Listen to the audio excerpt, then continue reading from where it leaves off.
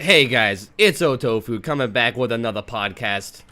We got with us today, who is this right here? Ryuk's Apples, I believe. Hello? That's Say sweet. words. Oh, this is Atro. Ryuk's Apples. Well, hey, say hello. Say hello. Hello, everybody.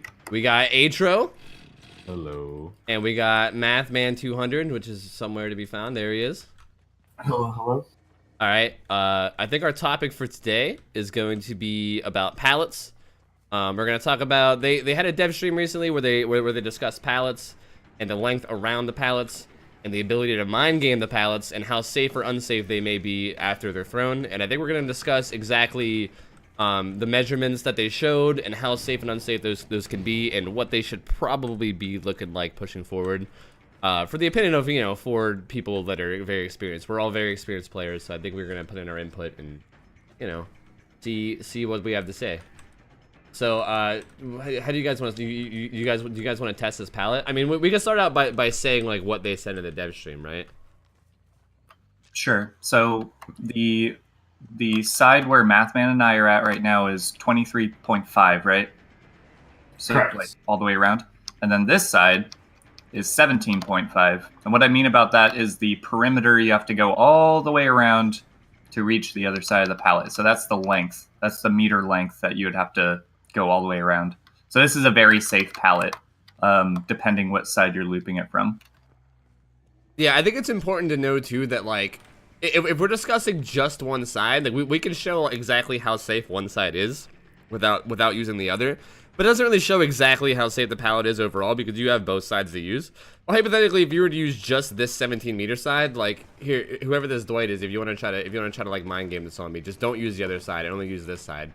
You can pretty much always force out a hit here, and like there's not really a lot of like ways to counterplay it as a survivor. It's pretty much like dangerous. There's no like surefire way. Whereas this other side, like if I try to do the same thing from this side, there's literally no possible way. It's so huge. Like the extra, what is it, 6 meters, is huge. Like I could never even get close at all. Like no matter how much, even if I had bloodlust 3 here, I wouldn't even be able to get close.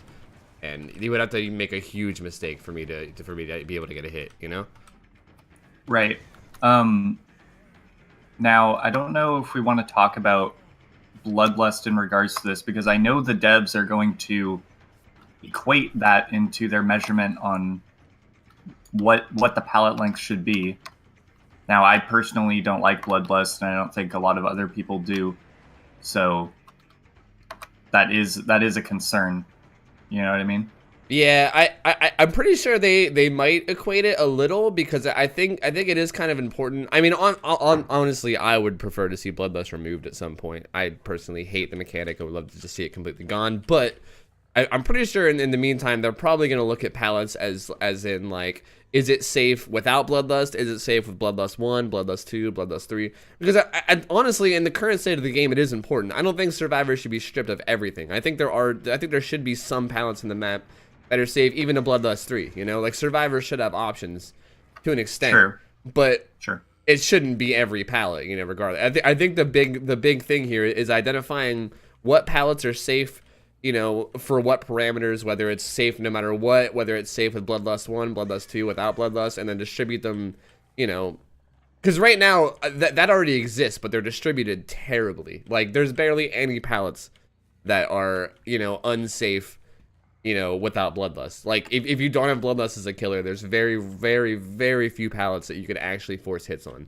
Like most of them are pretty safe, and I think that's something that they need to work on. Like something they need to work on. Like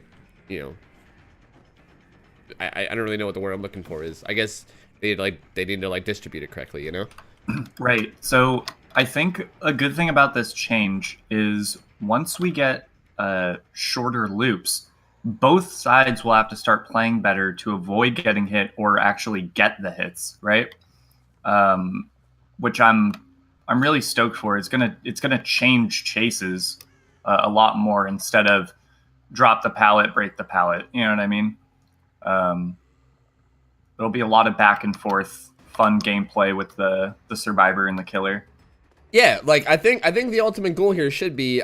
I think most people can agree. Like I'm sure that most of us agree, and I'm pretty sure most people in the community can probably agree that in a chase it should feel somewhat even of a playing field, you know? Like, for the survivor to juke the killer and outplay the killer, it shouldn't be a brain dead, stand at the pallet, slide when he gets a certain distance, you know, don't slide unless he comes that certain distance. It should be like an actual battle of wits, where to actually juke the killer, you have to actually outplay him and not, you know, just do the same brain dead thing you do every time. You should have to do fake vaults, you know, there's all kinds of interesting things that you can do, but nobody bothers to do them because of how safe the pallets are, you know? Right, it just becomes kind of a mindless, like, okay, I throw down this pallet and then I run to the next one, and let's see how much time I can waste just by throwing it down. Yep, and then as a killer, you're helpless because the pallets are so safe that it doesn't matter what you try to do, you have to break them. Like, if the survivor is decent anyway, like, obviously this is, you know, based on the survivor's skill. Like lower tier survivors don't really know how to play the pallets properly. But if you're playing against a high skill survivor who actually knows how to play the pallets properly, you're basically helpless as a killer. Like you could try to bait them into making mistakes, but good luck having a good survivor actually make like a mistake on a pallet, especially one like this that's this safe. There's no way. You're just gonna be wasting all your time. You're better off just breaking it and moving on. But then when you go to the point where you're breaking every pallet and moving on, then that becomes your whole chase. It's just, you know, breaking safe pallets over and over again. And that's where killer starts to get unfun, you know?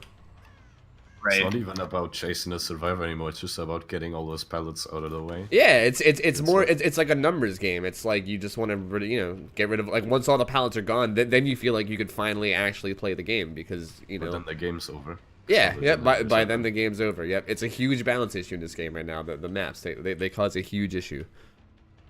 Right. And this is a biased thing coming from someone who has thousands of hours, as I'm sure we all do.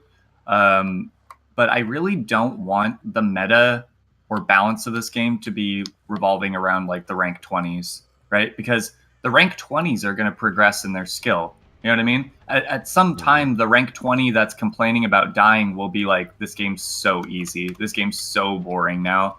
You know, like, where's the challenge? And so, yeah. Sorry, I didn't mean to interrupt. I just wanted to say that I also think that they can make a change that would also, as a matter of fact, benefit rank 20s. Because, like, right now, the current change they made, honestly, I think is... Like, I'm really on the fence. I think we talked about this last week, where we talked about the change they made where they reduced the amount of pallets. Like, how this pallet setup that we're looking at right now only has one pallet. Like, all the double pallets that spawn on the map only have one now instead of two. Which, don't get me wrong, is an awesome change just in general for killers, because it means they have to break less pallets throughout a match, and you get all the pallets gone quicker. But this is kind of a terrible, terrible change for rank 20s. Because the rank 20s don't pallet loop. Like, they don't really know how. Like, if you're newer to this game, and I don't even need to say rank 20s, not even necessarily rank 20s, just people who are newer to the game and haven't really, like, looked into looping, or just choose not to loop if they know how and just don't want to, like, they get punished super hard by this, because now, if you're the type of person that just tries to use pallets as, like, a time waster, you have so much less of them to use, you know? So, as much as I think this change was good for killers, I also think that it kind of hurts, because now survivors are forced to learn how to, like, use every single pallet on the map to their most potential. People have to loop, and definitely, learn to play pallets perfectly. I'd say it's definitely a tough love change where you as the survivor are now definitely forced to think about the repercussions of, do I use this pallet now? Is this worth it? You know, like, I have very, very sparse commodities to work with on this map. Should I throw this pallet? Yeah, exactly. You have to get the most uses you can out of everything, which is, you know, and I think in a perfect world, this is my own personal opinion, I would hope that the devs have something similar in mind, because I think it would be a pretty solid fix. But I think if they made them less safe, like how we were discussing, like how on the side over here where you could force a hit as a killer, like if each pallet was more of like an even field where as a killer you could force out a hit if you played correctly, but the survivor still has a chance, you know what I mean? Like, it shouldn't, like, every pallet shouldn't be a free hit as a killer, but you should be able to have a chance to get one. It shouldn't be hopeless, you know? Right. And if that's how it was, then hell, you could double the amount of pallets on the map for all I care, because that would mean that pallets themselves weren't safe. It wouldn't matter how many pallets were on the map, because if they ran to a pallet, you could still get a hit. And then if they double the amount of pallets, then that means rank 20s wouldn't suffer either, because they could still go around throwing pallets, you know, all they want, and, you know, it wouldn't really affect them. I think that would be the ideal change. Just make them less safe. I mean, I don't know about doubling. Doubling might be a lot. I mean, that's just kind of a random number I threw out. Maybe more like, you know, 1.5 times. But regardless, like, they could add many pallets. Many pallets. If the pallets themselves weren't as strong. Right. So something I'm also thinking about in terms of meta perks when it comes to when these pallet changes, right? I think Sprint Burst might actually die down a bit because Sprint Burst is going from pallet to other pallet to do a loop. Whereas I think Life would actually be much more appropriate when you can time your life to getting the juke and then moving on away from this unsafe pallet, away from the killer who's trying to mind game you. You know what I mean? Yeah, agreed. Yeah, it would make exhaustion perks a lot more, you know, like, I guess strategic, like in the way they use them. I still think exhaustion perks in general are really bad designed for this. Because, for example, the benefit that Sprint Burst will always have over every exhaustion perk pretty much is, hey, look, oh, maybe this entire pallet zone has no pallets, but I have a Sprint Burst, so I can effectively run from here to Shack, and I won't get hit. So that's a problem, in my opinion. You shouldn't be able to run from a fucking 2 dead zones over to Shack and not get hit. Actually, because I have Sprint Burst right now, I could just like try and demonstrate how far. Yeah, you wanna try that, Tofu? I mean, I'll chase him right here. Go ahead, just start running right now. Just start running to Shack. Just start going right now. Just go. I just run to Shack. Oh, yeah, go. Yeah. All right. It's like the amount of distance gained, even when he's beside you, is crazy. Like the amount of distance a survivor gains is just ridiculous. But like usually the killer won't be right on top of you as well. Like if there's let's say an initial 10-meter distance, and then I start running to Shack, like the amount of distance I close with Sprint Burst it's just like it's so ridiculous because Sprint Burst alone gives you a total of 6 meters, and 6 meters for the killer to gain back as a point or a 4.6 meters a second killer. It takes 10 seconds to gain that initial distance back. And during that 10 seconds of afterwards chasing them, that's also a total of 40 meters. Yeah, and this is going with the assumption that we're like going against a mobile killer like a hillbilly. Like if you're playing a less mobile killer, that's even worse. Oh yeah, if you're a huntress or a hag. Or a hag. Oh god, yeah, that would be awful, yeah. Okay, so we've talked about the safe loop. So, Tofu, come over here. Come on over to Ironworks. So this is one of the loops that I think Tofu talks about that he likes, which is kind of like the other side of...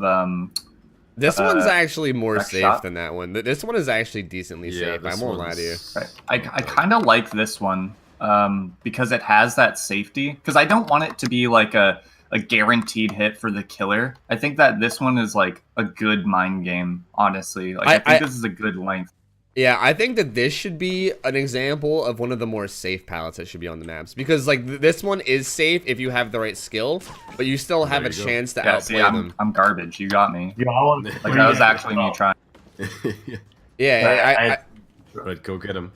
Go get him, champ. Nope. That's a hit. Please. That was you trying? Okay. Hey! Apples is a survivor, or he's a killer main. All right. So relax. We don't make fun of our killer mains, okay? We give them love. But I do agree that this pallet length is very good. Like I think you can outplay it, but like do you want to give it a try, Math Man? Good. I mean, if I was on this loop, I'd just like try. Yeah, at this point, I would probably just like run away and not keep trying to. But that's valid. That's valid to do. Yeah, no. I'm just saying. Like, for my personal opinion, I mean, some players would try to waste more time from the killer. See, and right here, like, Mathman is someone who's experienced with pallets, and this is, like, I even have Bloodlust 1 right now. This is, like, borderline. Like, even if I predict that, I could predict that just right there. It's still pretty much impossible, you know? Like, you could try to get hits, but it's pretty safe, you know? But this is only with really good play, you know? Which is why I think this is pretty balanced. Like, this could be a more safe palette, where if you learn to play it correctly, then it's safe, and if it's not played correctly, then it's unsafe. I mean, I think that's a perfect example of what we just did, you know? Right. And yeah, I would just say, so this comes back into something that I talk about when it comes to skill disparity, right? So the difference between Mathman and I when we're playing Survivor, as a killer, you have to identify that. So if you have two separate survivors at the same pallet, one is now the mind gameable one, and the other one is immediately break that pallet and move on, right? So if I was playing against Graham, I'd break this pallet immediately. If I was playing against myself, I'd be like, ooh, this bitch is going down. Yeah, I think that's an important tip for just killers in general, is that chases need to be based off the skill of the survivor 100% for sure. I mean, that's probably the best tip you could ever give to a killer, is that you base your chases based off the survivor's playstyle. But I think that's kind of a whole other topic for another day. Yeah. I also want to say real quick how important this is, by the way, because these pallets, like this pallet as well as these pallets over here, are these are the double pallets where there's no line of sight breakers. I think line of sight breakers completely changes pallets. Like for instance, like this pallet over here is like it's a whole different subject, you know. Like we can talk about this, but like this is something that would be way complicated because there's actually options for killer here. Like there's things that you can do. Whereas like these pallets where there's no LOS blockers, you're so limited as a killer. Like literally the best thing you can do is try to bait them into vaulting and then change direction the second that they vault, and that's literally the best play you can make. And like I just showed with Mathman, if they play it correctly on certain pallets, even that won't get you the hit. So yeah, you can't utilize the moonwalk as well here as you can with the LOS block. Exactly, which is why I think the balancing of these pallets is so important. Like, like it's a big issue because whenever you can look at something like a killer and just walk, it makes everything like as a survivor distance based, not like they're hiding their red light. You know, you actually need to just factor in distance. Whereas with another power loop, taking into account LOS, you not only have to factor in where do I need to sit to gain distance, because usually there's good points. As a survivor, like if you go around the short side, right? Then as a survivor, I'm going to run this way. However, you could fake it, double back, and I can't actually see you, and then I might be, I might get hit as I try to run around the other side. Because there's no LOS, I have to factor in multiple things. And I think it also creates a more enjoyable, more skillful, more mind gameable environment for both sides. Yeah, actually, if you want, come on over here to this. Is this the correct? Oh, this is not the correct. I can give a perfect example in one of these jungle gyms on a way that you could actually use that to take your advantage. Like there's a lot of ways to take advantage. Even this one right here that we were just using, the single pallet. I mean, I play a lot of Survivor in this game, you know, and I generally, like, this pallet is generally pretty safe, and generally speaking, I could use this and not ever get hit by killers. But there's definitely some killers who I've seen done some pretty interesting shit. People like Zubat and things who have like gone to like the short side, like hid their red light, waited a second, and then came out like a side that you didn't expect them. And there's things that you can do. Like, don't get me wrong, this pallet is very safe, and I think that they could be nerfed a little, but I think that these pallets have a lot more room for like leeway, you know? Like if they're a little bit too strong, then it's not that big of a deal because at least the killer has something they could try to do, you know? There's at least some, like with these pallets, there's nothing. Like it doesn't matter how skilled, what fucking crazy mind games you have, no matter how clever you think you are, like they literally see you. They're literally staring right at you while you're doing everything that you're doing. And like at least with these ones, you can hide yourself, you can try to do fancy things. You know, they might not always necessarily work, but at least leaves room for something. Whereas this one leaves room for nothing. So I just want to say that these pallets need to be balanced much, much, much more delicately, and I think that it's very priority. I agree with that. I think they're a much bigger thing that you got to take into consideration because when it's just like you said, like it's one of them has a lot more complexity to it, whereas one of them is literally just knowing the distance, factoring it into when you're gonna vault. Yep, 100%. And for me, I always know the exact location where on certain loops, if a killer goes past that point, I need to vault because if they continue to a lunge, I'm gonna get hit. Yep, and that's basically what it is. You basically learn that distance, and then you become an unstoppable god of that pallet, and then they can't hit you, you know? And then you force the break, yeah. So another thing to talk about, Tofu, if you want to come over here or something. So there's discussions where, okay, so we've got double pallets, right, that are no longer double pallets, and now we've got talks of making them more balanced. So how are survivors going to be able to compensate in a zone like this tile all the way to shack? If I needed to make it to shack, how could I do that? So the dead zones apparently are going to Sprint be burst. Okay. Well, let's say not sprint burst. There's talks of adding pallets where they've never been before. So I think there might be pallets here. Like if I'm thinking of like tiles that would never have pallets, like a pallet in between the tank tracks, a pallet maybe between like these rocks right here or something. I'm trying to like think of where could pallets exist in dead zone tiles. I think one thing is, I'm pretty sure Matt Walker mentioned this, but I think dead zones are good to have in certain locations because personally, from what I've seen, like without sprint burst, if you remove, as you said, sprint burst from the game, let's say a generator's in a dead zone. As a survivor, you should either A, do that generator when you know someone's being chased, or B, don't do that generator. Because if exhaustion perk like sprint burst didn't exist, if you were to actually work on an actual dead zone tile, there's many killers that could punish you for it. You know, Leatherface's great for punishing people in dead zones. Hillbilly, he has great mobility. Even a Wraith coming out of Cloak should be able to get hit on a dead zone. I mean, Huntress with her hatchet M1 combo Huntress would probably be able to instant you. Yeah, you can get the hatchet into M1 or hatchet into hatchet.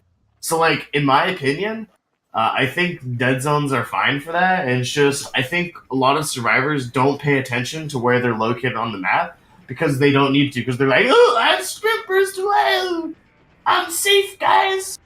It's true. Right. I got this sassy strike. I don't care if he catches me. I could just get off the shoulder for free. Yeah, so like there's a big thing with that. Like this tile right here is deadly. Dead zone into dead zone. So like if there was a generator at like these boxes or whatever, because the other one's over there, if we had a generator like right here instead of treads, this would be a fucking hella hard thing. Your closest thing would definitely be that jungle gym. But even if like you're working here and this was an open tile with a gen, I'm working on it. Oh shit! I see a hillbilly coming. Oh, I'm fucked because or if he comes easily from chainsaw tile. in front of me. Yeah, exactly. Or if he comes from here, then I have to run towards Shaq through another dead zone, and based on how fast he is, I'm not going to make it away. Or even a Wraith because Wraith walks faster, you know. Or if let's say a pig sneaks up on you, then she has enough distance to get a hit. Can I ask a question to you guys? I'm really curious to know your answer on it. What's your guys' opinion on the fact that dead zones and pallets are randomly generated? Like how sometimes right here is sometimes a double pallet, but right now it's a dead zone. And like same thing with right here, like this rock setup can sometimes be a double pallet, but right now it's a dead zone. And like how everything like do you guys? I'm curious here because I honestly hate it. Like how this right here has a chance to be a double pallet, but right now it's a dead zone. Like I don't know because sometimes you get maps that have overwhelming amounts of one or the other, you know. I think it's something they could maybe just numbers balance, but I think right now the balance is really bad with it. I personally think it's, well, as you said, it's kind of stupid because it's randomly generated. So sometimes you just get maps that are completely unfair towards the killer, and sometimes you get maps that are completely unfair towards the survivors. But if you also if every map was always the exact same, then the game would get pretty boring, and there would be a very clear meta for every map. Like, let's say if this version of Ironworks was always exactly like this as it is right now, then there would just be some strategy developed at some point on how to exactly play this map. So I think if they had like 5 versions of each map, just with like different tiles, and like every time the game decided to load up Ironworks, it would load up one of those 5 versions. See, I feel like even that would create a meta. Still running that problem. Hey, look, I have a Steam guide here. I've analyzed all 5 assets. Yeah, they had that same problems with Friday the 13th, where people would load into a map and then they would look on the map and see where certain houses were and be like, okay, now I know where every single thing is, and they would like plan their shit according to it. I think the better, I mean, oh yeah, that's true. I think the better option is just to like have a set number of pallets that will spawn, and then a set number of dead zones that will spawn. I want to get my answer because it relates to that. Yeah, go ahead. So Matt Walker talked a bit on the stream about the fact that there's a minimum and a maximum pallet count, right? For these random tiles that are like double pallets, which aren't the maze tiles, right? So all of these pallets and dead zones, the actual game at the beginning of a match will choose between the minimum and maximum, and I assume they don't deviate very much. So what'll happen is, let's say minimum for these double pallets is like, because this only takes into consideration the double pallets tiles and the single pallet tree tiles or whatever. Let's say like minimum for those is 6 and max is 9, right? If it hits if it hits any of those in between, like let's say it hits the maximum 9, the rest that aren't that 9 will then be dead zones, and they'll be placed according to the thing strategically in ways to make it so, let's say, for example, here, there shouldn't be a pallet next to Shack, because you don't want to be able to loop Shack into a pallet, right? What they've tried to do here is have dead zones all around Shack, so you have a really strong tile, and then, you have a maze tile in a corner, but it's a T-wall, so it's not a big deal.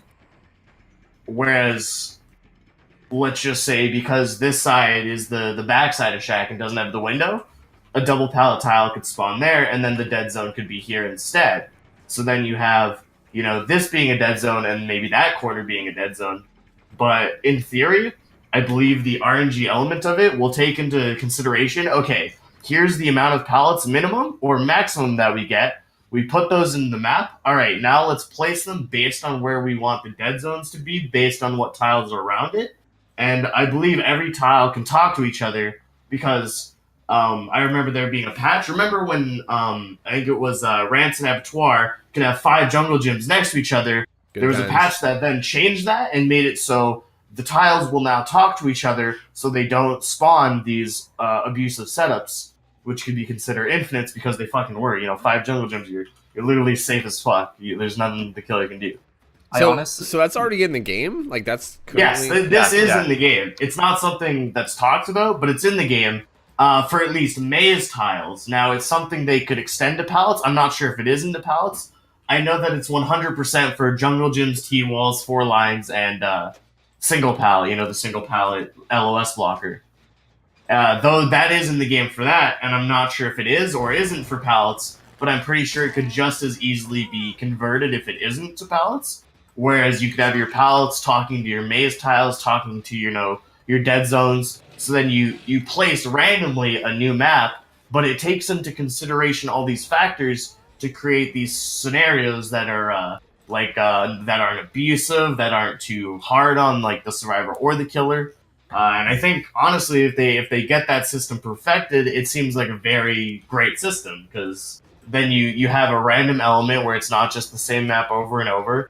It's a new thing every time, and then your map assets are all understanding and making sure that there's no problems that can come with it. Yeah, I basically think that once this pallet loop patch comes out, if they do it right, the maps are gonna become stunning. Like, just really, really fun to play. One thing that I did want to talk about, I don't know if we're gonna wrap up pallets soon, but I did want to mention basically the 2 types of pallets. So this is a procedural pallet, right? This is a randomly generated. This could not exist, right? As the same over here. This is a procedural pallet placement. So this could exist, it could not exist. Now there are pallets, excuse me, over here, like God Pallet. This will always exist. Always. No matter what. This is a priority pallet. It will always be here.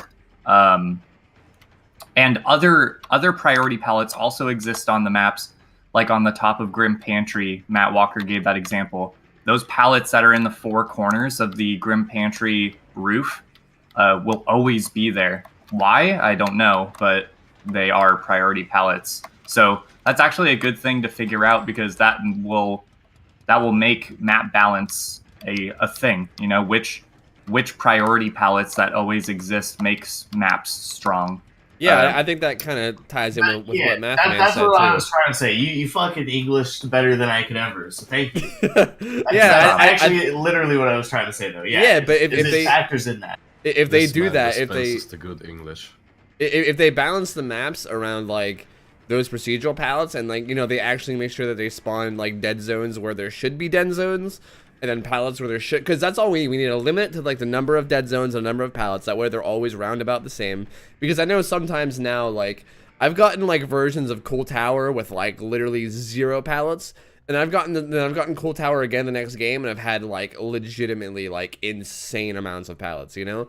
And like that should not happen, you know. So if they have like a system where it always spawns the same amount of dead zones ish, like kind of like Mathman said, like maybe give or take like 6 to 9 or something, you know, like so just so the numbers around the same amount of dead zones and pallets, and then also if they have the system where they spawn them depending on where the strong priority pallets are and where they aren't.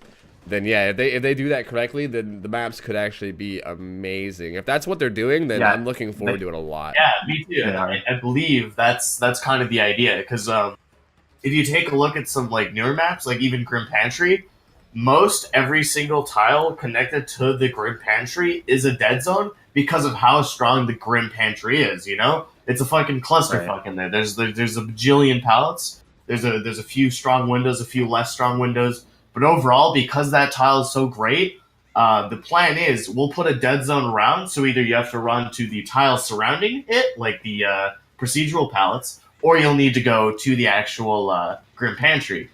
And with that logic, I think it's really good, because then it creates that situation of, okay, so if the Grim Pantry is low on pallets, that means as a survivor, if I know that, I'm going to have to make sure to not run to the Grim Pantry now. I'm going to have to run to the other thing if I'm in a dead zone. So positioning and understanding where you're located is going to be much more valuable and important, so long as sprint burst doesn't exist. Yeah, there's a funny part in the dev stream where Makote said something of like, oh well, it's all random, blah blah blah blah blah, and I saw Matt Walker kind of like stop him for a second and be like, it's not all random, it's procedural, like, and that I think that's a very very important thing as a killer. I'll just talk from the killer side right now. As a killer, don't just like run around the map. Identify where you're going to be hurting survivors, what you have available to you, what they have available to them, what has spawned in what way. So you know that if you have by looking at something like the left side of the shack, if there's a double pallet spawn, then you should know on the right side there should be a weak dead zone or like a T-wall, like you said, Graham. So it's just a good thing for people to keep in mind that, yes, the randomness might be able to screw you over a tiny bit, but the procedural stuff you can use to your advantage, because if you understand it conceptually. Anyways, that's all I had on pallets. Yeah, I think we covered it pretty well. I mean, I just think that pallets like this one right here that I'm chasing Mathman around should be like the standard for like the more safe pallets. Like barring a few exceptions, there should be like a few pallets on a map that are safe even to Bloodlust 3, but only a few. Like you need to really very few. Like I think 2, 3 is plenty. Like that, for example, is always going to be there. Almost always, depends on the map. But like that one is super super strong and always beneficial. And it's one of those things that you're like, all right, we want to save Shack for those key moments, because Shack Pallet is used in so many things. Someone's being carried to the basement, you can use Shack Pallet, force the killer to go around alongside, possibly take hits then. And like Shack Pallet is a great example, in my opinion, of a single pallet that is really good and nice to have, because it's strong and it's identifiable. It's always specific to that spot. And when you see the tile, you know exactly what you're going to get. Just like base tiles, for example. Even like jungle gyms behind us. This one's super strong. You know, depending on which side the window or pallet is on, where the window or pallet is going to be on the other one. And I think things like that are really important, because then when, as a survivor, oh god, that fucking tree. As a survivor and even as a killer, you know that depending on when you get to a tile, like if you're chasing me, and you see me get to this window, you know exactly where the pallet's going to be. It's going to be on the far side away. And stuff like that is really good. And I feel like making sure that the players know what the map looks like when they see it, but also making it so that it's fair for both sides, and it's not like, oh, jungle gym into jungle gym into jungle gym into pallet loop into pallet loop, and you have no mind-gameable things is bad. It's a factor of being able to know tiles, being able to play them, and being able to outsmart your opponent on them. Right, like if you went through the pallet and didn't drop it, as a huntress or a hillbilly, you would know to pull a hatchet or rev your chainsaw, because you know they're running long for that window, Yeah, exactly. So it's like, it depends on those tiles, and that's what I do like about this game, but I think has just not been done at all, like, correctly, is the fact that they just don't really take into account like strengths and whatnot for that. Hey guys, come over here. I found a balanced part of the map really quick. Come again. Balance part of the map. Chase Make a noise. Make a It's noise. balanced. Oh yeah, these things as well. But this is another story. Oh yeah, let's not even get into this right now. Oh god. That's for another day. One day. Yeah. I'm done, so. All right, guys. One last thing that I want to cover. Wait, H.O., do you have something to say? Oh no, I was just gonna spell out another stupid meme, so... One last thing I wanted to say, like, I want this to be like the closing point on pallets, so then we can move on. What do you guys think about the distribution as far as, like... Okay, say there's different types of pallets. Say there's, like, the pallet that's, like, Save the Bloodlust 3, you know, like Shack pallet, or, like, this pallet right here that me and Mathman and H.O. are at. And then there's pallets like this one that are, like, safe... as long as you play like correctly, but as if you're not like a really good survivor who knows better, then you can mind game it. And then there's pallets like say this side if the other side didn't exist, you know, or like basically pallets that are just unsafe, like no matter what, you know, like how do you guys think that they should be, you know? Because okay, here's my personal opinion. I'll just give my opinion. If you guys agree or think something should be different, let me know. Like I think the pallets that are Save the Bloodlust 3.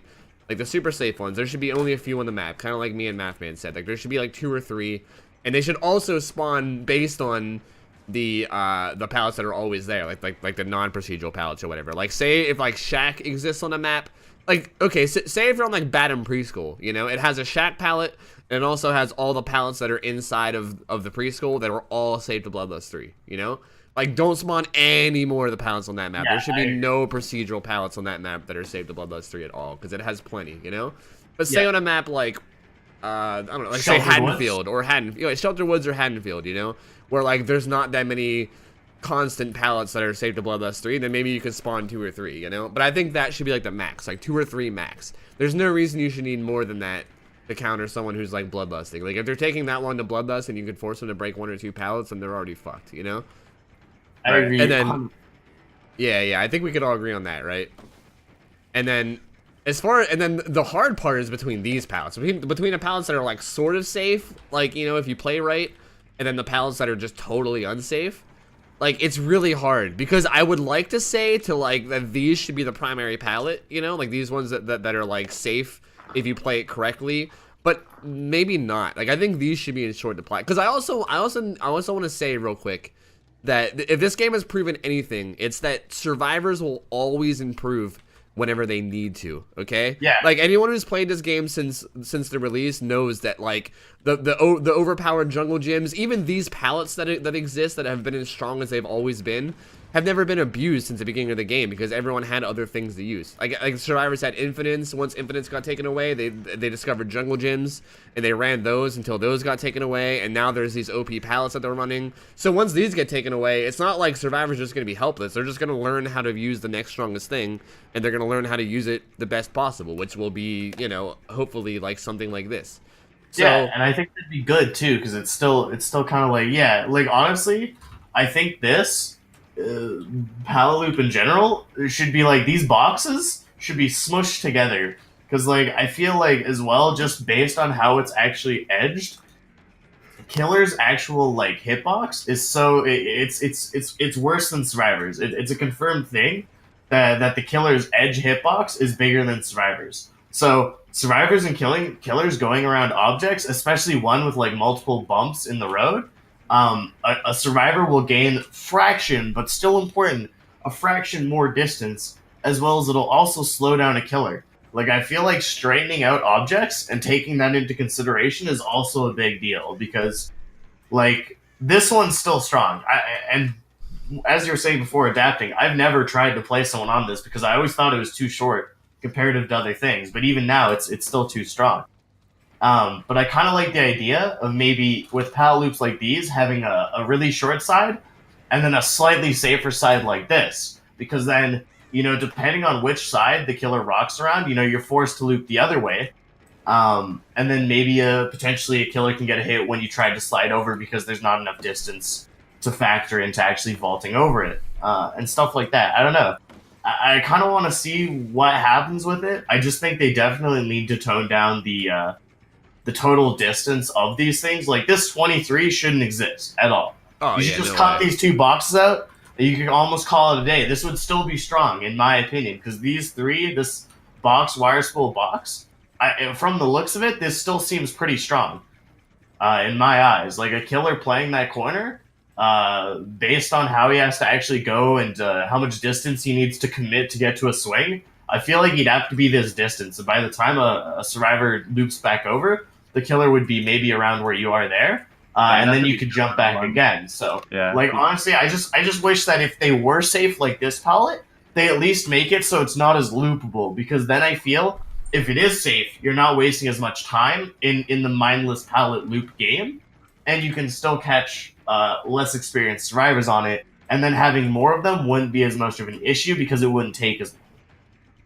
Yep, I agree. And yeah, like you'd be able to get rid of them way faster. And then I still think though that as far as like distribution, they could probably do like aside from like the few that are super safe, like I think they could almost split these up half and half. Like say like that hypothetical pallet. Say if like these 2 were cut off and this pallet was like a more like I think this would be on the more safer side of pallets with like these 3, but like this box, this wire spool. So like the safer version of the 2 would be like half, and then they would have another half of pallets that were like kind of bad, and as a survivor, it's like a more you like throw the pallet and try to make up distance to get to the safer stuff, you know.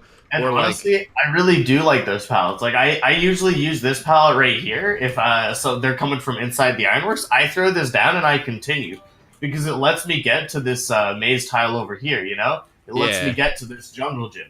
So using pallets like that, I think, is great. It's a strategic thing, you know, based on distance, based on location of the killer, and based on how long they're going to take just running around this box.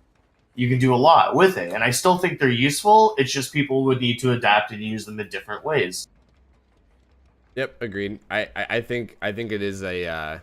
I think it's good to have pallets that their main use is to just throw and keep running to like waste time. I don't think every single pallet should be one of those pallets where you throw it and then you sit there and you force them to break it. You know, I think this game would be a lot different if every pallet wasn't like that. Because right now, that's how pretty much every pallet is. You throw it and then you're like, okay, this is now a safe spot. And then you sit there and you force the killer to break the pallet. Where it'd be better if there was more pallets that weren't like that. And it was like, you know, maybe this pallet, you're like, oh, wait, this pallet isn't that good. Let's just throw it and keep running to try to get somewhere like better, you know? Yeah. Like, for example, if there's a dead zone in between, you might be able to use that distance gained by throwing that pallet and forcing the killer to walk around to then run to another tile to get safe. And sorry, Brett, go on. I was going to say, when these pallets are thrown down and you break them or whatever, I just had someone in my chat say, what sucks is even if you can manage to break every pallet in the map, 4 gens have already come off, which I think is a really good segue into why people camp. I agree. Do you guys have any last statements on pallets? Because I would like to move on, yeah. Oh, yeah, I think that's a good segue. I have a lot to say. I think we could just back out of this, kill your friends, and last words about pallets are just they hurt when they hit me. I'm sorry. Yeah. I'm sorry about that. If you got like a sensitive chin area, I'm sorry, man. It's okay. Anyway, about this camping thing. All right. So did you want to start it off, Apples, with your thoughts? Because I have a lot of thoughts on this. By the way, I have a lot to say about camping, like from both perspectives. Right. Yeah. I guess I'll start it off. Ever since I've started playing this game, I've had a no camping, no face camping tolerance for myself. You know, people will tell me I only camp because of X reason or Y reason and yada yada blah blah blah. But when it comes down to it, in my mind, 90% of the time, the smarter play is always to provide pressure away from the hook, and that camping really derives itself from desperation of the killer, usually at an end game scenario. I'll just kick it off with that statement. That's interesting because I actually disagree right now. I used to think that. I'm not going to lie. I used to think that. I used to preach that every day. I actually don't agree anymore. I really don't. Here's my thought, okay? especially with how the game's current state is, okay? And assuming you're playing against good survivors. I think that statement holds true if you're playing against, you know, survivors who you're very confident in catching because you know that they're not that good and you're going to be able to catch them. But I don't care how good of a killer you are. Like, if you're playing against really good survivors on a strong map, you really, if you're being realistic, you're probably not going to be able to catch them quickly, okay? So, like, as a killer, you know, when you catch someone, you throw them on a hook, it creates that pressure of, like, you have to kill them, or I mean they're dying and they have to save them, or else they die, you know? And, you know, knowing the tendencies of survivors, you know, especially if they're solo queue, like, sometimes it is better because now you have them in a position where they have to come to you rather than you going to them and then you, like, chasing them on their terms, you know, and you, and then you chasing them and then them running you around the pallets and the jungle gyms. It's more like they have to come to you situation, you know? And, you know, I do agree that, like, if the survivors just hammer out gens and leave, then sure, you get punished. But, like, honestly, in my experience, that doesn't happen nearly as much as it should, you know? Like, most of the time, survivors will try for some cheeky borrowed time save or something, you know, and then they'll just feed you things. Like, don't get me wrong, I don't camp. This is more of an experience of me getting camped as opposed to me being the person that camps, because I don't do it myself. But I'm just saying, from, like, a survivor perspective, the campers that play this game seem to do well, because my teammates will just run up and just kill themselves to save me, you know? And... Right. It's effective. Like, it works for them. Like, why would people leave the hook and go chase around survivors around these crazy maps that have, like, insane amounts of, like, overpowered pallets and loops and stuff and just get ran around forever? Like, why would they choose to do that whenever they, like, take a match and they do the opposite and they're like, fine, I'm just gonna stay around the hook, and then everyone comes to them and then die? They're like, wow, that was so much better, so much easier. Like, I didn't have to deal with as much of the bullshit this way, you know? Like, what would stop a killer from ever wanting to do that, you know? Like, I honestly don't blame people that camp. I really don't. Like, don't get me wrong, I hate camping. I despise it. It ruins the game for Survivor, I feel. And I hate getting camped. I hate when my teammates are getting camped because I despise it. But I really can't be mad at the killer. Like, I don't blame them at all. It's got to be, like, from their point of view, I just don't see, like, why wouldn't you? Like, really, why wouldn't you? Especially with the current maps. And I think that's why it comes down a lot to the maps too, because I think that's a big part of it is why would you want to get back out there into that map that is terrible when you can just, you know, wait for them to come to you and then kill them. I think if the maps were a little bit more balanced and you were a lot more confident that, like, if you got back out there you'd be able to catch them quickly, then I think it would be a lot better, because then I think your statement would be right. Like, I think assuming you're able to catch survivors relatively easily, you know, or at least if you were in control and, like, if you played well, you can catch them, you know, then I think your scenario would be right, where I think the correct play would be to get out there and, you know, create more map pressure. Right. And I think that's a really good point as well, is the fact that going out there, you know, it almost feels punishing sometimes going back in there, because, for example, if you chase someone and you hook them around pallets that you've already broken, you've created a dead zone theoretically, because whenever you break pallets in an area, you then make it a dead zone. Like, those double pallet loops are now dead because there's no pallets there. So why would you want to go back into a map that you know has a ton of pallets in it when you could easily just as easily sit in a dead zone that you've created for yourself around the unhook, you know? Yep. And I think that's a big thing with unhook scenarios as well, is that there's not many punishes. Like, of course, borrowed time exists, and we all fucking hate borrowed time, but it's there for that reason, because unhook scenarios are also really shitty. The survivor on the hook doesn't get a lot of choices, options, you know, abilities to get away or not get farmed off the hook, because a killer can easily fucking choose who they want to hit. Yep, agreed.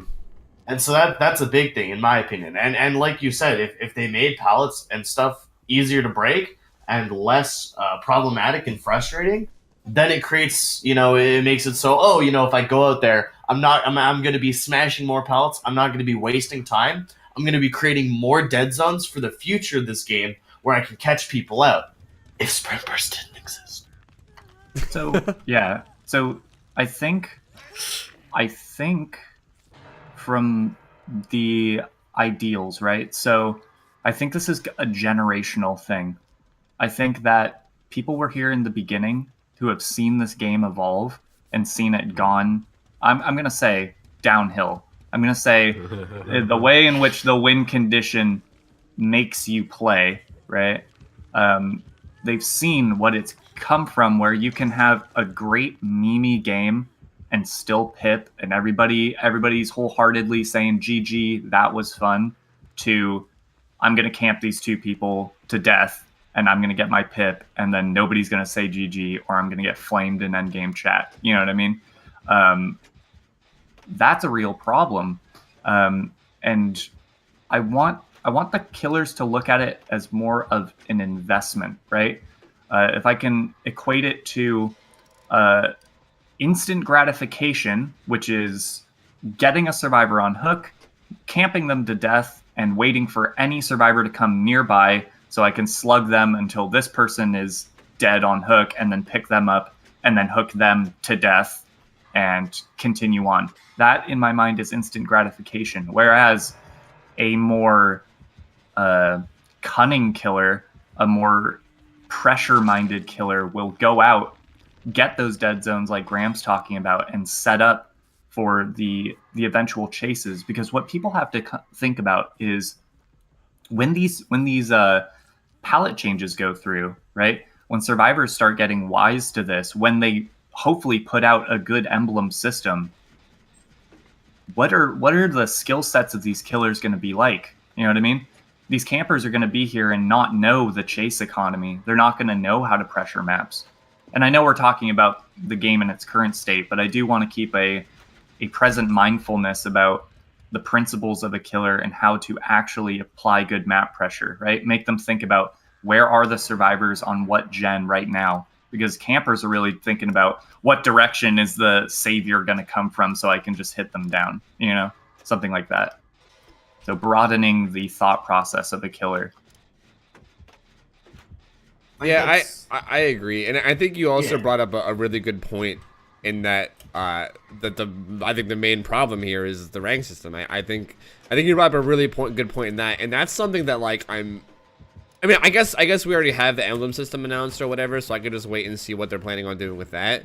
But I think the rank system is to blame here, and like you're kind of right about the whole, you know, instant gratification thing, but at the same time, it's one of those things where it's like hard to expect people to not do the instant gratification, you know?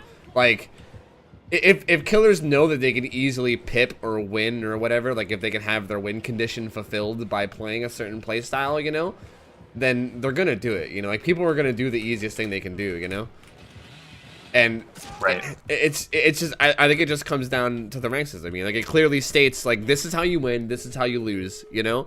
And then killers find this easy way of like, you know, quote unquote winning, which is, you know, like pipping, because that's basically like, as a newer player or even some experienced players see it that way, where like literally the whole game just comes down to pipping, you know?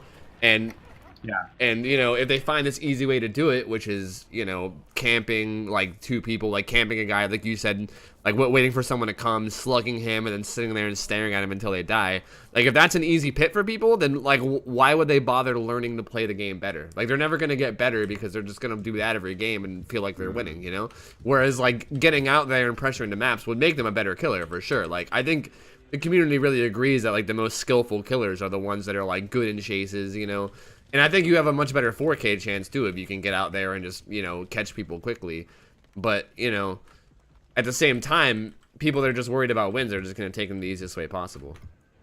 Let me interject something that is a very, very critical part of the win condition.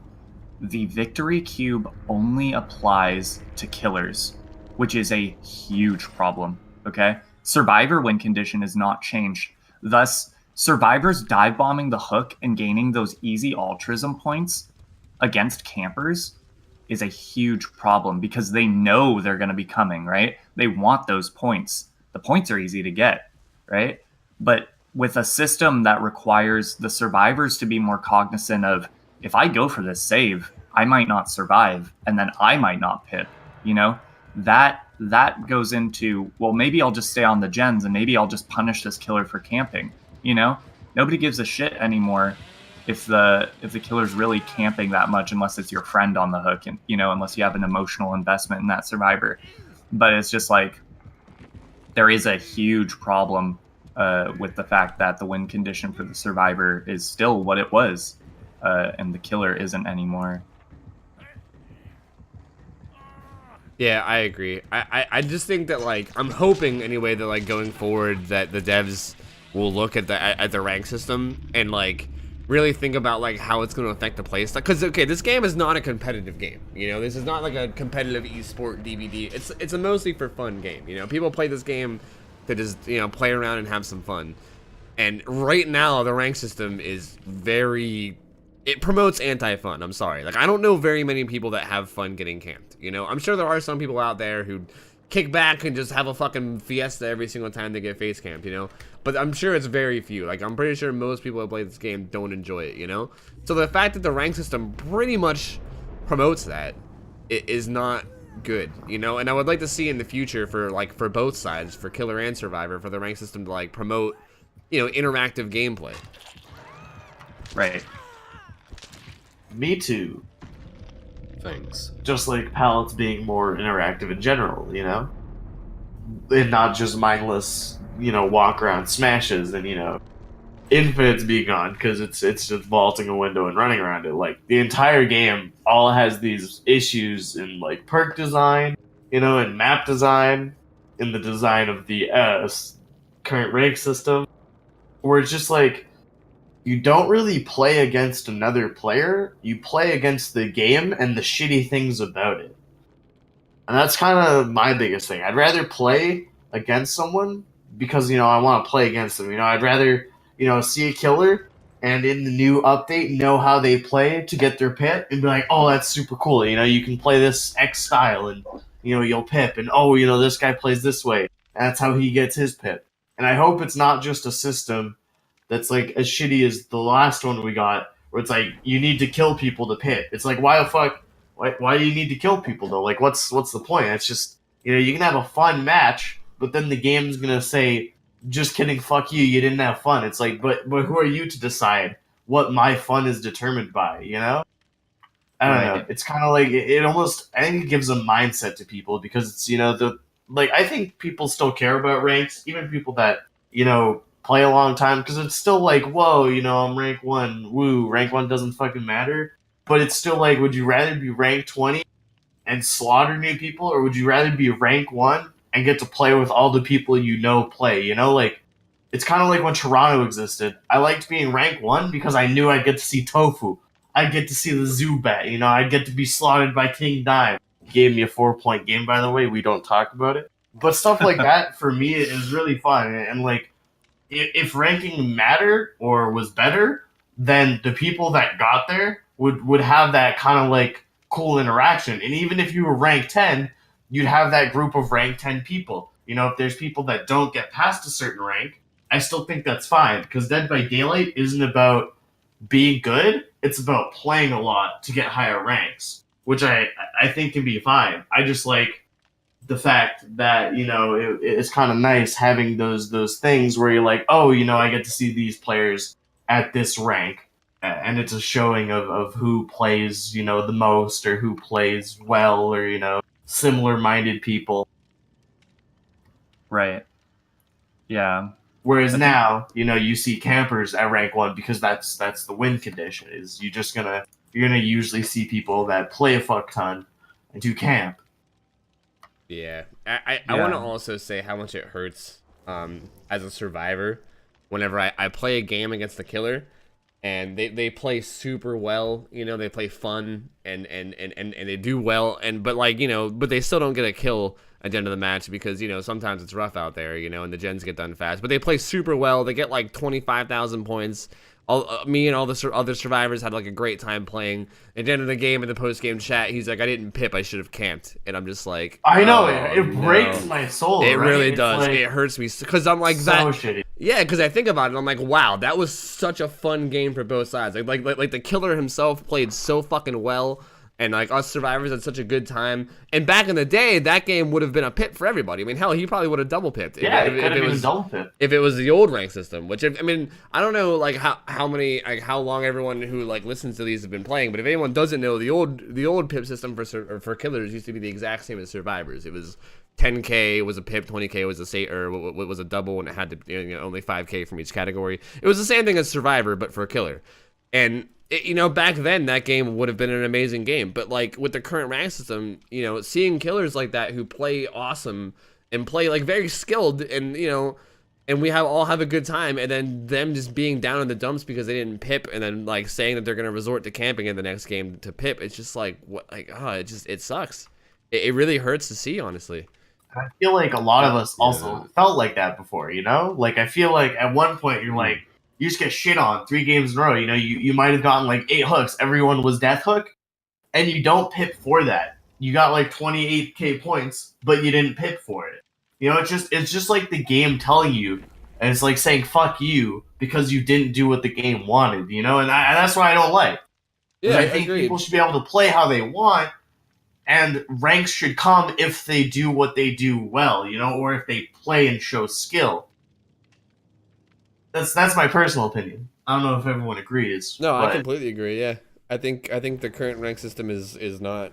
It doesn't really like reward skillful gameplay. It basically rewards unless you consider skillful gameplay, how well you can secure kills. But I don't really consider that skill. Like, securing kills is not something that's hard to do in this game at all. Like, actually catching survivors is difficult, and someone who's good at catching survivors is, in my eyes, super skillful. But right. Like, if you're the kind of person who like takes a long time to catch a survivor, but then once you do, you just camp them to death and like take advantage of altruism and try to like slug people and do like whatever, I don't want to call them cheap tactics because I think everything is in the game, you know what I mean? Like, I don't want to call things cheap. Yeah, I agree. But like using whatever tactics are in the game to your advantage and just trying to secure the kill however possible, like that doesn't reflect skill in my opinion. Like I've seen some killers at rank 1 who are just really, really not that good in chases. And I'm just like, dude, these guys had to have gotten rank 1 just by like camping everybody. And it's a bummer. Like, I don't think rank really reflects skill in the current system, It kind of just reflects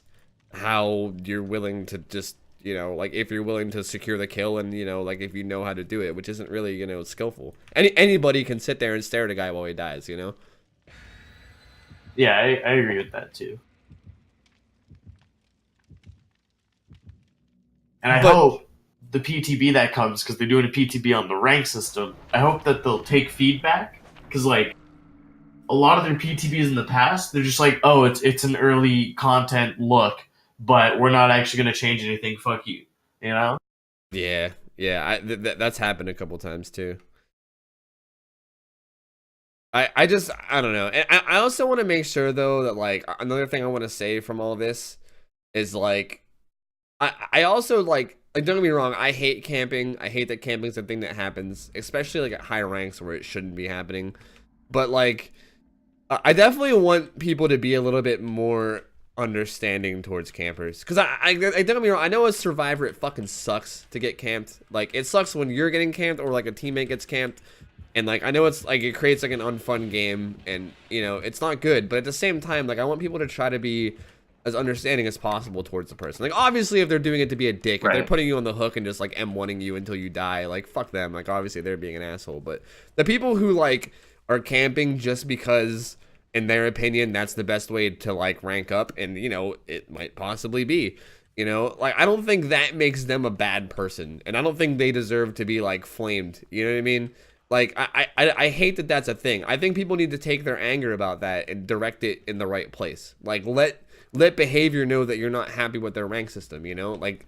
Like let them know that it's creating campers and that it's not good and it's making people play this way. Don't be mad at the person, especially if the person's nice about it, and they're just like, hey, I'm doing what I have to do to secure the pip.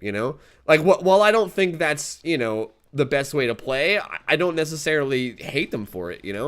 Like, I can see that and just be like, okay, however you want to play and move on. I might even like block them on MLGA and not play them again myself, but I'm not gonna hate them. You know what I mean? I'm not gonna hate them and flame them and shit. And I see that happening a lot, and I don't like it. It just brings more toxicity to the online gaming community central in general, which is full of toxicity. And I agree. I don't think it's needed. You could just as easily make something constructive out of a negative experience as you could just simply flaming someone, Actually writing a Steam forum post, and being like constructive about it, being like, hey, I've had 10 games today, and not a single one of them was fun. Here's a few reasons why. Talk about the fact that with the current ranking system, forces people to camp. Talk about the negative experience from being unable to save people and how unenjoyable it is as a survivor.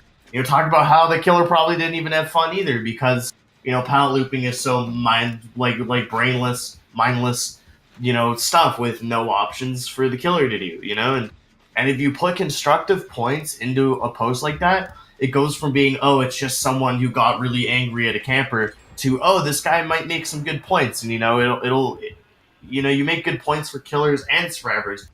And when you look at both sides, we're both humans. We both play the game, and we both want to have fun. That's why we play the game.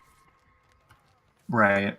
I think a direction that the devs go with most of this is perks. Perks are the fix that they try to implement, and I know I hate that. Yeah, it's a reoccurring thing where they make a perk, make your choice, barbecue and chili. Don't get me wrong, love those perks, but there's still an inherent problem with if I have make your choice, right, active on the savior, and I have the injured survivor who's dead on hook, or the injured survivor who's going into struggle state.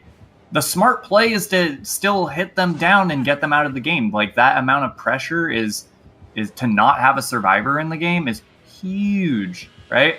But it's inherently huge because that's how the winning condition still is structured. So at a base level, I would love to see a disadvantage towards consecutive sacrificial hooks and more of it based on the repetition of sacrificial hooks on different survivors is what's going to earn you good win rate. That's skill. Going out and finding these different survivors and hooking them, not tunneling the same person, not camping this person and camping them to death, but getting different hooks. I agree. Yeah, they've said that they want things revolving around sacrificial hooks, which I don't know if they mean full sacrifice, but in my opinion, I also agree. I feel like the easiest way they could just been like, oh, the killer victory cube sucks. Let's make the 2 points out of the 4 you get on the first hook, or the second phase, or the second hook, instead of death hook. Boom! You've made it so now to rank up, you just have to hook them all, or to a safety pip, you hook them all 4 times, and that's better in my opinion because sure, maybe in behavior's mind you didn't kill anyone, but if you had fun and you maybe had like 7 total hooks in a game, but no one died, why is that any different than getting 7 hooks but you killed someone? That doesn't make sense to me. I really don't like how the 2 points come from killing. That just doesn't add up to me. Yeah, and honestly, I'm with Apples here, where I think, as a matter of fact, you should be rewarded more if the 7 hooks. Because right now, like, you're right. Like, if you 7 hook the same 2 people and then one other guy, you pip, and if you 7 hook different people, you de-pip. Exactly. And I think it would be better if it was the other way around. I think you should be rewarded for hooking different people. I think that. Yeah, I agree. Like, I think barbecue and chili did a good job with that, but kind of like Apples said, perks are never gonna fix like the actual inherent problems of the game. Like, if there's an issue in the game, adding in perks is not going to change the actual issue. You know what I mean? Right. It helps. It doesn't solve. You know what I mean? Yeah. Like, if you get a cut on your hand, you put a Band-Aid over it, it helps. But the band or the actual cut's still there. It's got to heal. Right. One thing I did want to say is, if you're a killer who's applying that map pressure, who is downing 4 survivors and getting those initial hooks on all the different survivors, you are a skilled killer. And in my mind, if you're doing that, if you're progressing your skill like that, you're gonna pip, you're gonna win, you're going to kill people. You know what I mean? Like, you will get those kills because your pressure on the map is so immense because you're just constantly pressuring everyone.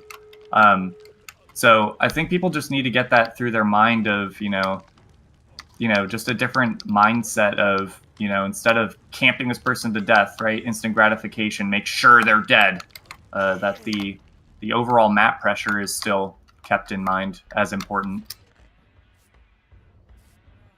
Yeah, I agree, and I'm hoping that like with the new maps being better, that'll be more of a thing. Because right now, like, I kind of like understand why it's not really a huge thing. Because it's hard to apply map pressure sometimes. Like I even see some more skilled killers who like will like for instance, even in this game, like while I'm playing right now, I'm playing a game against Ryan Pez, who is one of the best killers like that I know. He's a very, very good killer, and he hooked a guy and then came and chased me, and he even played amazingly, but I managed to kite him around for like a couple generators, and he lost so much time for it.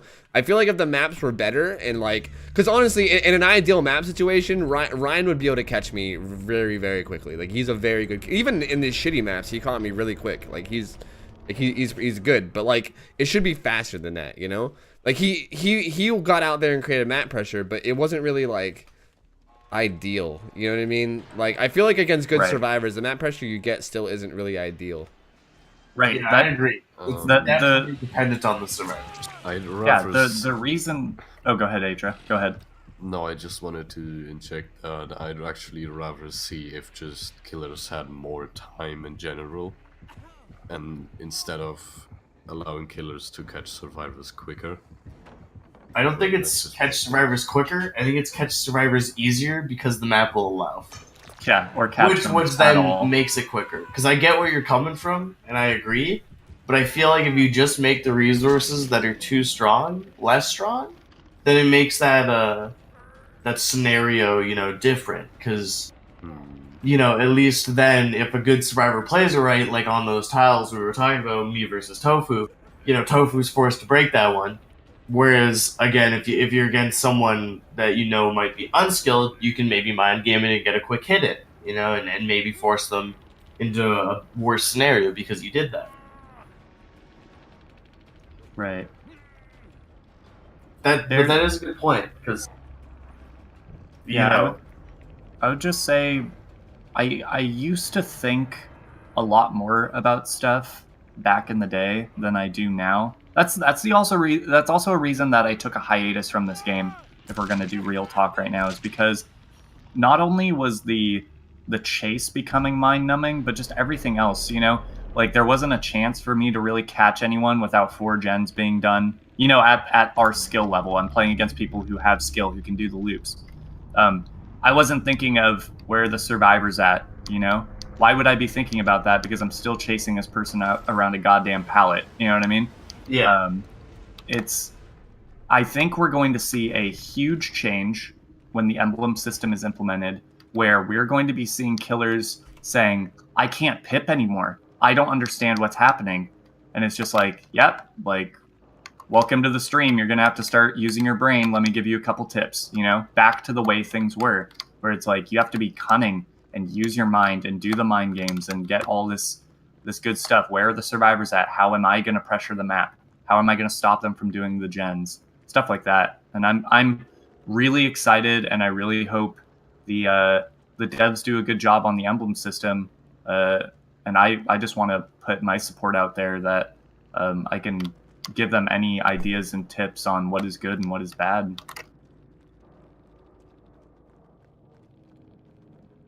Yeah, I'm super excited. I really am. I think basically, I mean, I think we all basically just came to the same conclusions that basically, with the current maps and the current rank system, I mean, that's the primary reason why people camp, and that's also the primary reason why camping works. And I think assuming the changes that will come, and hopefully they're good changes, then hopefully the game is going to shift meta a lot.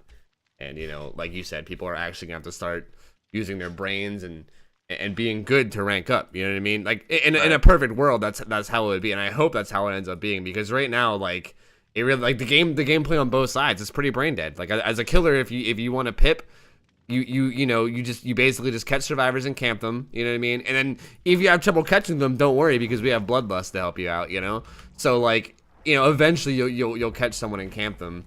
And then as a survivor, like, the maps are just so fucking ridiculously overpowered that the chases seem pretty brain dead too half the time, especially if you have, like, the pallets that don't have LOS blockers. So, I just, right. I don't know. I hope it all needs to come to a change quickly, because it's getting, I don't know. Right, the emblem system is the next thing coming out. That's what they said on the dev stream. So this is a very good thing to be talking about. Yeah, so I think it's pretty relevant because it might, be this upcoming week. It might be next week after that. It's going to be coming soon. And then we'll actually have a PTB, and we'll actually be able to see what they did, and hopefully give feedback. And maybe have a thing there, a podcast talking about how it currently plays out on the PTB, what we noticed, and then things that we think could improve. And I think it's one of those things that maybe as a community, if everyone feels the same way, or even if you don't, feel free to share your ideas when the PTB comes out and just give them your feedback. Be like, oh, I played 7 games, and out of those 7 games, I found it hard to rank up with X play style.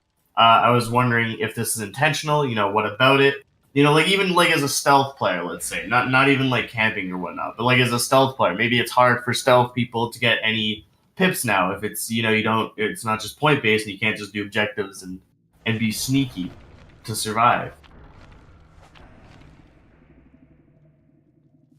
Time will tell. Exactly. Yeah, I'm honest. I'm super excited to see it. I really am. I don't know. I'm always scared though, because if Matt Walker isn't working on it, I have some fear, because Matt Walker's the man I believe in. No matter what he does, I assume he's going to do it well. And if he does it wrong, at least Matt Walker admits to his faults. Many times he's been like, all right, long windows don't work. We fucked up. I get it. Stop complaining to me, Graham, that, there's infinites on XYZ map, okay? I get it. This is the 20 millionth time you've told me. Right. Stuff like that, And so I really do hope that that a lot of thought was put into it, because how many months has it been since the dev stream where they first announced that the emblem system was being worked on? They've had all this time. So I hope they've used that time to internally perfect the system to what they think. And I really like that they're doing a PTB. So hopefully we can, as a community, give feedback on what we do and do not like. Even if we have different feedback, I still think it's important to get it out. And also to help people that, if the system favors not camping, to, as, Ryuk said, make sure to just be like, oh, go out there. You're going to need to learn chase economy better. They changed the maps. Maps are easier to get around and to chase people. Go try, get better at your mind games. Know what's safe, know what isn't safe. Understand what survivor you're going against. Understand how you can punish them, etc., etc. Right. I mean, the first time they've mentioned the badge system was at least 2.5, maybe 3 months ago. So, Yeah, I'm really hoping it's good. Yeah, they've had a lot of time. So yeah, I mean, since they had a lot of time, better be good. I think the rank system too is probably one of the most important parts of the game. I mean, it's what determines wins and losses. Obviously, people who've been playing this game a long time know how much of a joke it is to be rank 1 or whatever, because you don't get any rewards for it at the end of the season. It gets reset every month. So I know it's a big thing in the community where everyone's like, who cares about being rank 1? But I mean, people care. Especially newer players, people care. If the game gives you a definitive win-loss, people are gonna care. You know what I mean? And I think it's really, really, really important that it gets worked out to be right. Having your win-loss system be based on something that is bad is, well, just bad. It's bad. Yeah, it's flat out bad. And I think they really need to do a good job on it, honestly. I think it's one of the most important parts of the game. Yeah, I want to make sure that if the devs are going with that artistic style where they're just like, we want you to feel helpless. We don't care if people camp. We just want, I really just want to really apply the thing where it's just that's not realistic, man. In terms of things being #fun, I'll be Flare for today. It's not fun. It's not fun to be camped. It's really not fun to sit there and camp, honestly. I don't think I wouldn't have fun just sitting in a corner, insidious camping the survivor on the hook. How will they ever know I'm here? They'll never know. Yeah, I don't know. When you miss your point blank chainsaw on them. Anyways, continue. That's basically it. I don't want artistic vision or feel, you know, like we want you to be immersed, we want you to feel helpless, instead of like okay, this like really ruins the meta of the game. This ruins the whole like why am I running away? Why even try if this guy's just gonna tunnel and camp me? You know what I mean?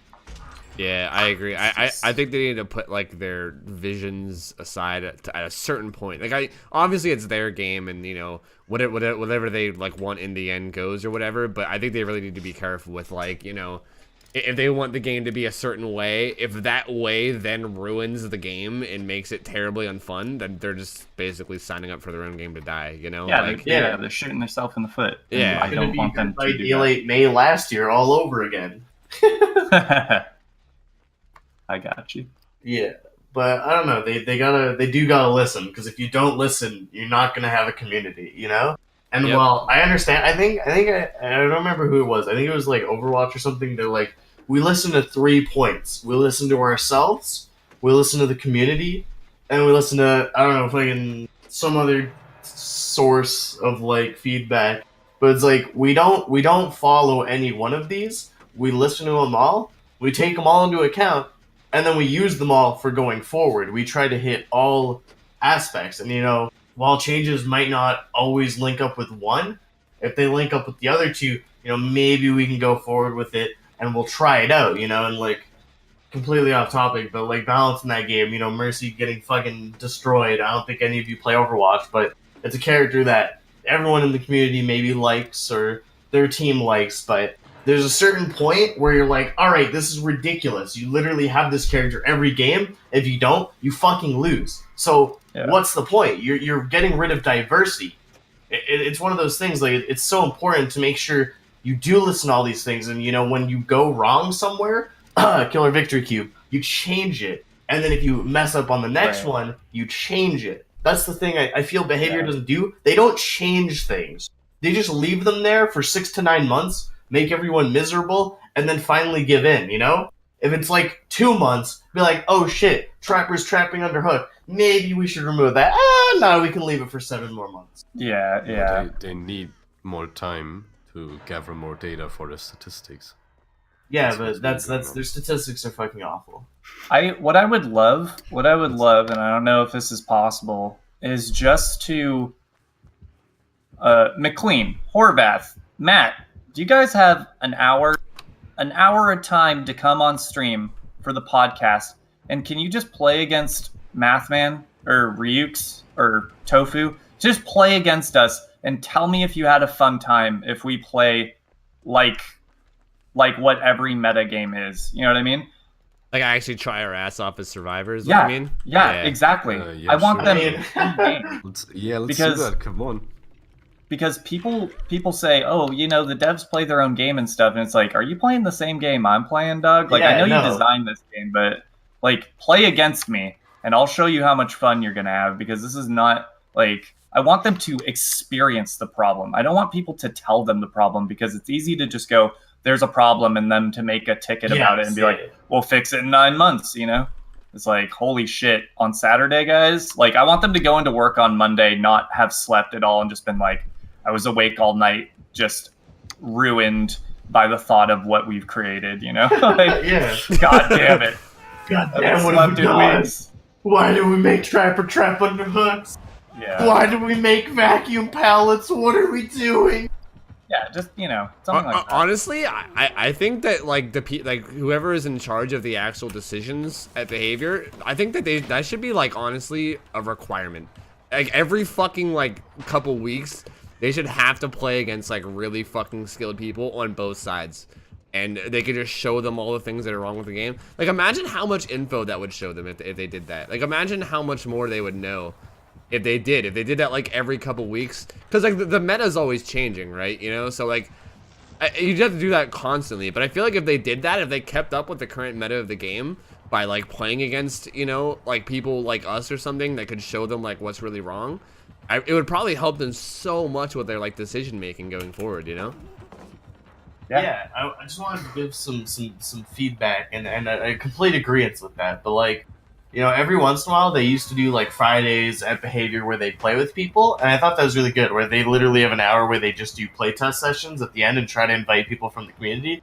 Like sometimes they'll stream it. We always saw the Matthew Cote, he streamed it. And I knew a few people because I met people at PAX West 2016.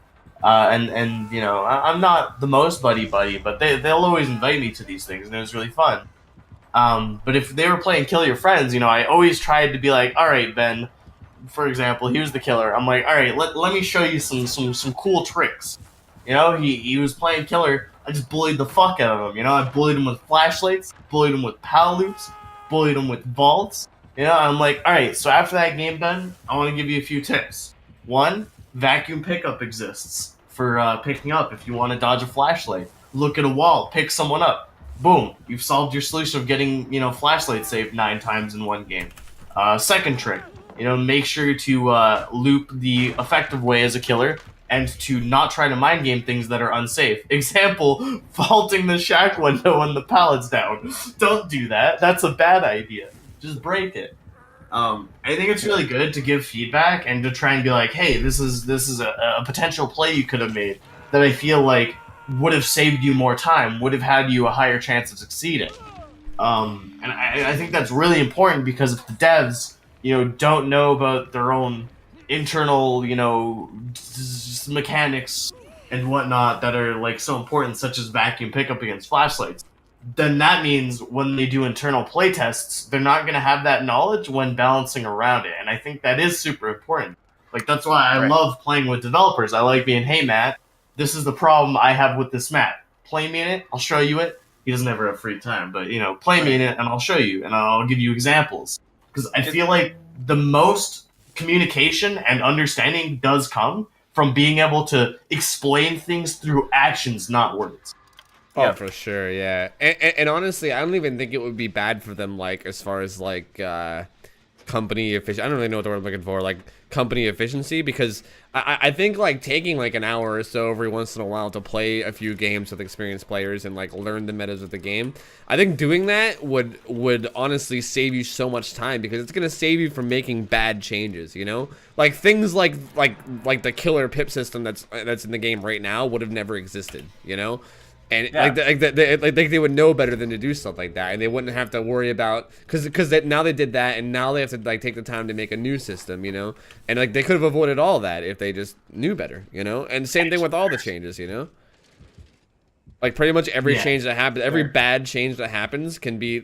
I mean, obviously, they're not going to avoid every single bad change. I'm sure even there's always going to be some slight mistakes that happen, but it's definitely going to reduce the amount by a fuck ton, Yeah, it's an investment in themselves. It's an investment in the player base. They're making the game better by doing that stuff, which I think would be really good, showing them rather than telling them. Hashtag just found a hex totem. Feels good, man.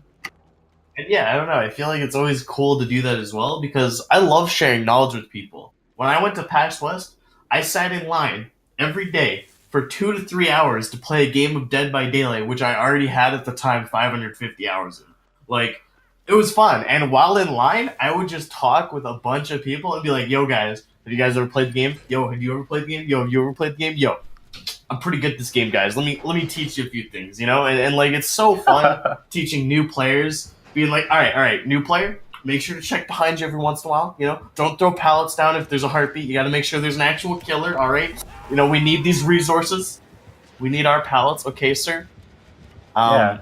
And yeah, I really do love that. It's such a great feeling being able to share things. And I think a lot of streamers feel like this, getting that, being able to share your knowledge is one of the coolest things ever. Yeah, when I'm on different games community servers or something similar, and I see there's people randomly talking about Dead by Daylight, I always try to slip in a conversation like, you guys talking about Dead by Daylight? And guess what? I have over 1,000 hours in the game, so let me teach you a little something. And it's always, it's the same as Mathman said. It's definitely always really fun to do. It's like a positive experience, you get to share knowledge. You even reinforce what you know, and maybe seeing new players. For me, even personally, you see how people play, and maybe they're stealthing. You'd be like, wow, that guy just avoided a killer by just hiding for 2 seconds. If there's no pallets on a map because you've created dead zones, you're gonna have to revert to stealth if the killer is that good. And I feel like you can always learn things regardless of how experienced someone is, so long as you have your mind open to it. And this is something that I didn't used to take in a lot, because I would always be like, oh, blah, blah, blah, stealth players, blah, blah, blah, boring. And while I still think stealth is boring, I think there's situations where stealth is fantastic and creates really cool gameplay, and there's stuff like that I feel like I want to learn and become more accepting to things, because it's enjoyable. Yeah, I think a good thing to put out is the fact that, like, we all know the Steam Reddit posts and shit, right? Like the stuff that's just nobody wants to read because it's terrible and everybody's just yelling. I think there's like almost a responsibility for the people like us. Why are we taking the time to make this podcast? Well, because we know the game and we want to fix it. We have things invested in this, right? Some people's livelihoods depend on this game, like the devs do. And if they just make a bad game and everybody quits, then they're kind of screwed. Streamers could be screwed. We just have an obligation and a responsibility to make good decisions and voice that and show the devs and hopefully have them, get constructive feedback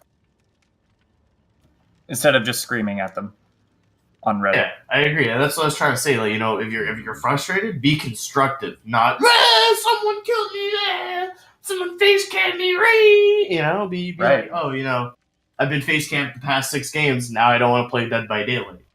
Right. And be like, I think Killer Victory Cube causes this. I think, the state of the game and the fact that this game is almost a frustrating thing to play as Killer and unenjoyable is a big deal, I mean, I think asking a general population of people to be constructive is pretty fucking... No, I agree. It's not gonna happen. But I mean, like, people in general, like, let's say you can just ask them. You can be like, "Hey guys, at least give constructive points." There's always gonna be the people on Reddit and Steam forums that cry. But like, if as each other we're more constructive and even answering those things and being like, when they've calmed down, getting constructive points from them, then you can at least turn something that was just them bitching on Reddit into, now we're having an actual discussion on Reddit about problems with the game and the reason they feel the way that they do and why they're angry, Yeah, instead 9 of times. just being angry. Sorry, go on.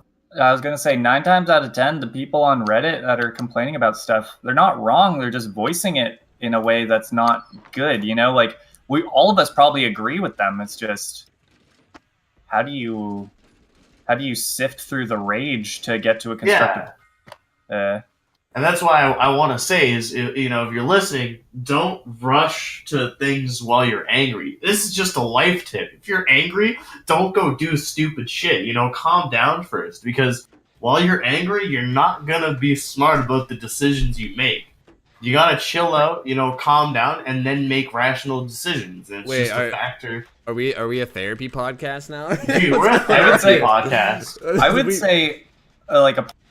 I would say is go to a streamer that you trust, voice your opinion, send stuff into the podcast, let us talk about it. You know what I mean? I would say go with that, dude. I'm not gonna lie to you. I'm not trying to be a dick and like be negative, but a lot of streamers are closed-minded. Like, so I've had discussions. People. Yeah, people in general, but that includes streamers.